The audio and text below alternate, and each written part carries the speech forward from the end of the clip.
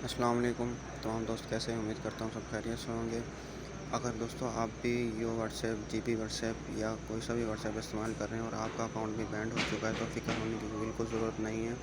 2 minute में अपना account आप फिर से लॉगिन कर सकते हो। सिर्फ थोड़े से स्टेप आपको फॉलो करने हैं। उससे पहले अगर आपको मेरे चैनल पर नए हैं तो वीडियो को लाइक और चैनल को सब्सक्राइब ज़रूर कर दें ताकि आने वाली तमाम वीडियो का नोटिफिकेशन आपको आसानी मिल सके। चलिए वीडियो को शुरू करते हैं। ये देख सकते हैं मेरा अकाउंट भी बैंड हुआ है।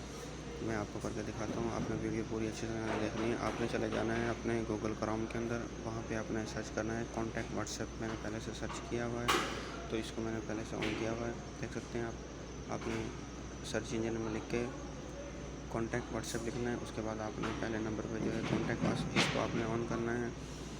आपको इसको ऑन करने के बाद यहाँ पे इन्होंने डिटेल वगैरह कुछ लिखे भी है, इसको आप पढ़ सकते हैं कि किस तरह आपने